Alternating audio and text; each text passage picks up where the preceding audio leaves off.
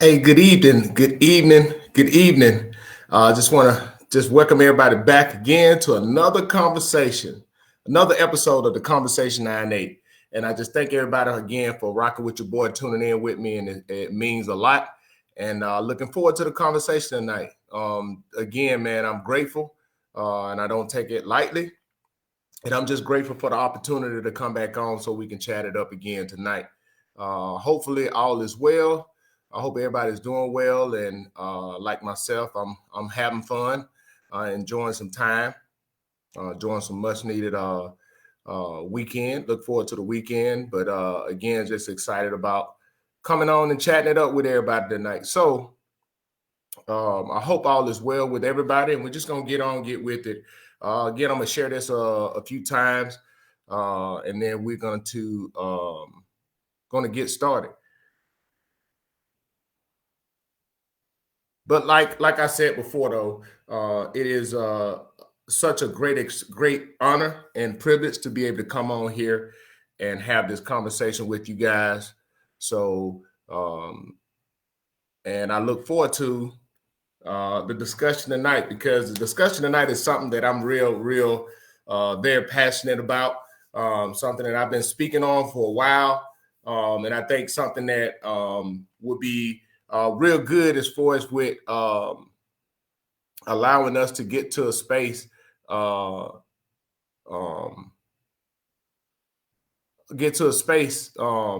that is helpful for us. And I'm speaking this from personal experience. So this is why I'm excited about just having this conversation tonight, because it's funny that this platform, we say this platform, but this whole podcast has really been about centered around the root of the topic of what I'm going to discuss tonight, and that's about healing, right? And the importance of healing.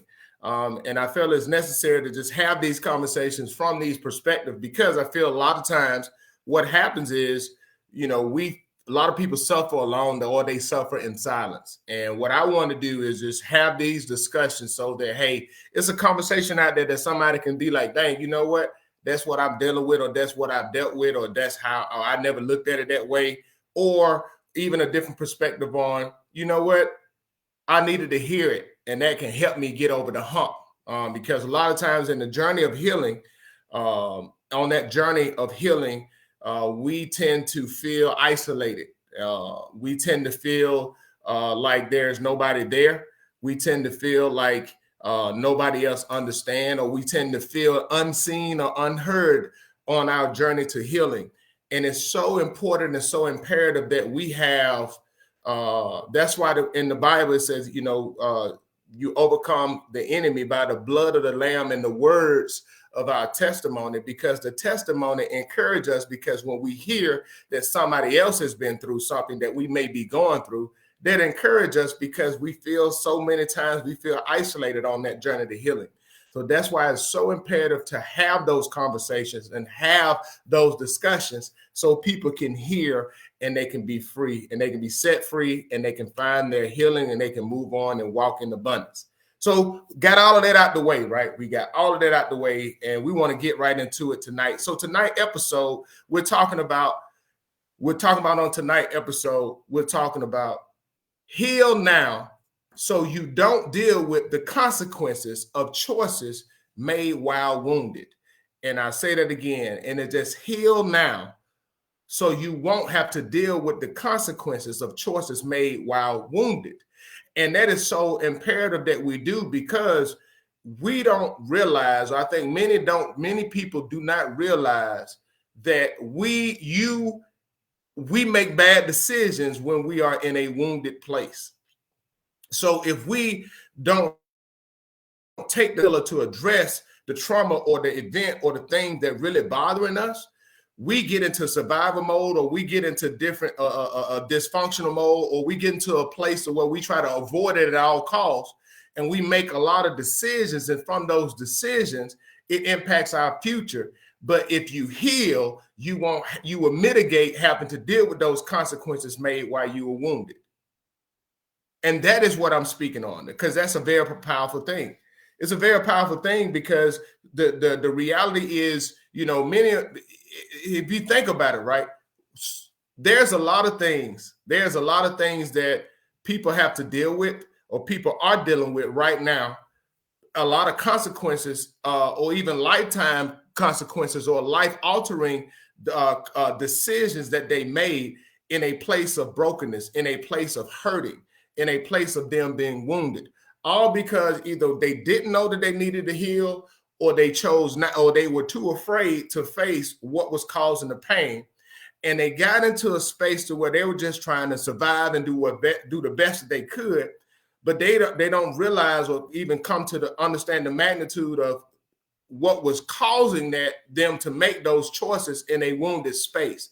Because as you wounded, what people don't understand, wounded eyes, wounded ears, wounded heart perceive the world in a different place than a healed eye or healed ears or a healed heart. It's a different space. It's from a different place.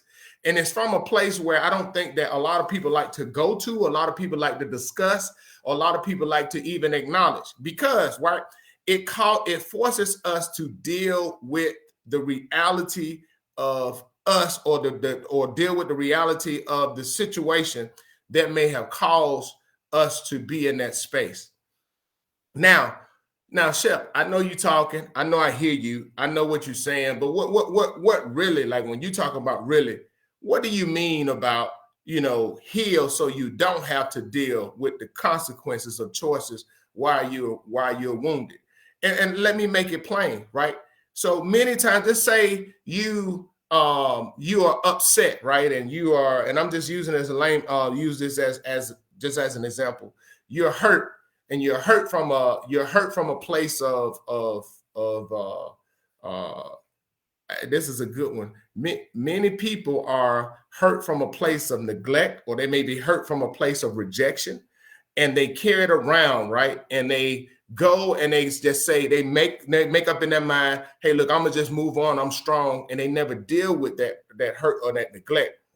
So now they go out and now they start making decisions, and they get involved with certain situations, circumstances that now from that they make bad choices, and they may lead them to bad relationships. So that may lead them to connecting with people and ignoring the red flags in those relationships, all because, right, they are in a wounded place. Now, if they wasn't wounded, they would have taken taken notice of them being hurt. They would have taken notice of all the other signs. But because they are wounded, they don't see it, or they ignore it, hoping that situation would make them feel better. But now they got to deal with all the destruction and pain from that relationship. They have to deal with that. That's why they were approaching it from a wounded place, and they made those decisions in the wounded place. Because guess what? When you are in a wounded space, especially emotionally, especially spiritually, when you are in a wounded space, right, you go into you don't understand how clouded your judgment is in those situations. It's hard for us to understand and take notice of just how clouded our judgment is when we are wounded. And the main reasons why we don't acknowledge that, because in that space, we're trying to just get through the day. We feel like we're good. We're trying to do our best, and we are doing our best. But what we are not realizing is, in that moment, we may seem good, but it restricts our ability to have foresight to see what's coming in the future, or make wise decisions based on what's coming in the future, because our judgment is clouded. That's why it's so important to heal. That is why it's so important to heal. And when our judgment is clouded, one thing that's not even acknowledged is, you know, when you have clouded judgment, when you have very clouded judgment, it is almost virtually impossible for you to make a rational decision or a logical decision. When you make illogical, when you're not able to be logical, when you are irrational, and you go into a space where you need to make logical decisions, you're going to make some bad choices. And with those bad choices, there are consequences for every choice, either good or bad. And that's why I said, that's why it's so important for us to heal, because many of us are having to deal with the consequences for those choices we made. And yeah, we may feel like, yeah, I'm good and I've done my best. But the reality is some of us, man, that stuff is not good for us. And we carrying stuff right now, all because we were too wounded when we made those choices. But it was because we didn't even recognize at the point that we needed to heal, or we wasn't healed, or we even was wounded. That's why we got to deal with it. That's why we have to walk. That's why we have to take the time to make a conscious decision to heal. Look over your life. Take inventory of your life. Take inventory of your life and look at the things and the situations that you probably have had to endure, right? And I'm speaking from a place where we've all had to deal with stuff. We've all have dealt with things. We all have dealt with stuff, right, that we had to look back on and that has caused us some hurt or pain. The thing about it is, many of us have dealt with stuff, and we all have had to deal with things, but many of us have dealt with stuff that caused us pain, and we've been so wounded and so hurt for so long that it is now we begin to identify what was wounded, identified by our pain. That is how we recognize who we are. So that's become our normal, right? Even though it's dysfunctional, that's become our normal.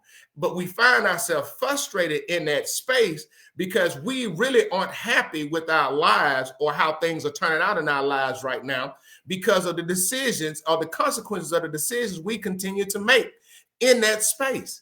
But we are operating in dysfunction because we become normalized to it. And because we become normalized to it, we don't even recognize the fact that we need to heal. We don't recognize the fact that we need to deal with those things so that it can clear our minds, so that we can make better decisions, so we don't have to deal with those same consequences later on down the road. That's a space. That's a space. And yeah, it's hard. It get hard to do that. It is not an easy thing to get to that, especially once you got to a space to where you have normalized the pain, where you have become to identify by that pain, to identify by it. And what do you mean, Robert, by identify by the pain, right? That means this, right? That what I mean by people, what I mean by you normalizing or identifying by the pain that you may have been carrying with for a long time is when you have dealt with something and it hurt you, but you have become callous to it, to the space of where you're used to it. But then you identify yourself by it because now you start to wear it as a badge of honor. But it's really a sign of dysfunction. But because of that, right, you wear it as a badge of honor because that becomes a coping mechanism for you to see it so it won't dwell on you on a mental space. But we don't realize that, hey, when you try to go into a sense of normalcy, it becomes a barrier for you. Because guess what? You begin to say, hey, I identify by it. So when somebody come to expose it or really call it out that you need to heal, you begin to attack it because you feel like it's attacking you or it's exposing you. But what it really doing is they're there to show you the light to where, hey, it's time to let that thing go. And I'm telling you, that becomes difficult because guess what? What you get so defensive. You be like, man, what do you mean? What the heck you mean? I need to do this. What the heck you mean I need to do that? What the heck do you mean about this, that, and the third? What do you mean by this? You know, I'm doing the best I can.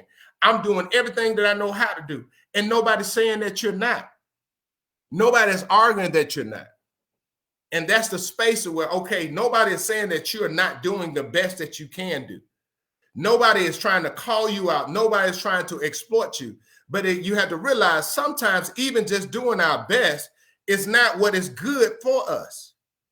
We do our best. I'm telling you, our best in a wounded space. And I can speak from a place of being wounded before. I'm telling you, wounded ears hear complete wounded. Listen, wounded ears, when you're dealing with a hurt, when you're dealing with the pain, right? You in a space where you're hurt and you're wounded, a wounded ear will make you think the very voices that are there to help you are there to call you out. And you will begin to interpret the very help that is being offered to you as it is an attack on who you are. Why? Because you begin to pour so much of yourself into identifying or trying to protect yourself from that hurt that you begin to even push away the very people that are there or the very voices that are there to uplift you and encourage you. Because I did that myself. I took the words of my parents that they were there to help me with my son when I needed them, as if they were saying that I wasn't a good parent. And I took that as if I was failing. But they was helping. They were helping me. But because I was wounded, I heard I wasn't good enough. Because I was wounded, I didn't hear that, hey, Robert, I see you struggling. And I know you in this space, and I know you need the help. I see you in this space. I see you. And so we're offering it to you, even to the point to where it was put on their heart by God through prayer. I remember my mom and my dad called, and I talked about this before, but my mom and my dad called and they said, hey, Robert, I shared this. I went through a divorce, was a single dad. I was dealing with PTSD. My son had separation anxiety. And my mom and my dad called, and they was like, hey, Robert, if just want to let you know, if you want to bring Robert down for a little bit, my son, we got him, God put him on our heart. And I was like, yes, ma'am. And I was smiling, but I was angry on the inside because the wounded me, because I was wounded and I was walking around carrying that wound. I heard them saying that I wasn't a good father. That is not what they said, but that is what I internalized.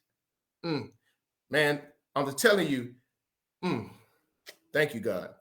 It is a wounded heart will internalize the help that is even offered to them.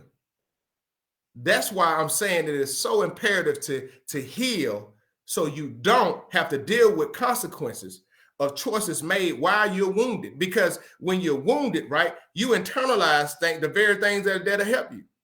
You internalize that and you'll begin to even attack the very thing that is there to help you.